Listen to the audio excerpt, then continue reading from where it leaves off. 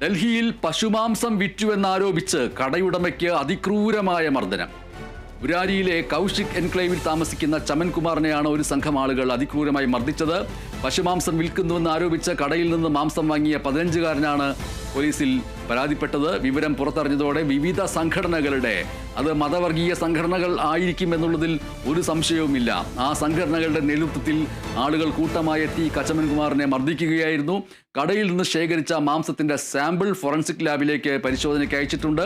കടയുടമയെ മർദ്ദിക്കുന്നത് തടയാൻ ശ്രമിച്ച വിദ്യാർത്ഥികളെ ആൾക്കൂട്ടം ആക്രമിക്കുകയുണ്ടായി. പരിസരത്ത് താമസിക്കുന്ന വടക്കു കിഴക്കൻ സംസ്ഥാനങ്ങളിൽ നിന്നും കേരളത്തിൽ നിന്നുമുള്ള വിദ്യാർത്ഥികളുടെ ഫ്ളാറ്റുകൾ റെയ്ഡ് ചെയ്യണമെന്ന് ആൾക്കൂട്ടം ആവശ്യപ്പെട്ടിരിക്കുന്നു.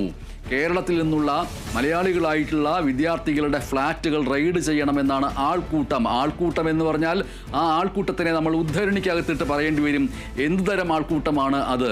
മതവർഗീയ പാർട്ടികളുടെ പിന്നണികളായിട്ടുള്ള ആൾക്കൂട്ടമാണോ എന്നുള്ളതാണ്. വർഗീയവാദികളുടേതായ ആൾക്കൂട്ടമാണോ? ആൾക്കൂട്ടം എന്ന് പറഞ്ഞാൽ പൊതുവായിട്ടൊരു ആൾക്കൂട്ടമാണ്, നമ്മളെല്ലാവരും ഉൾപ്പെടുന്ന, പൊതുസമൂഹം മുഴുവൻ ഉൾപ്പെടുന്നതിനാണ് ആൾക്കൂട്ടം എന്ന് പറയുന്നത്. ഈ ആൾക്കൂട്ടം എന്ന് പറയുന്നത് ഏതുതരം ആൾക്കൂട്ടമാണ് എന്നുകൂടി അറിഞ്ഞാൽ മാത്രമേ ഈ വാർത്തയുടെ അകത്തുള്ള രാഷ്ട്രീയം മനസ്സിലാവുകയുള്ളൂ.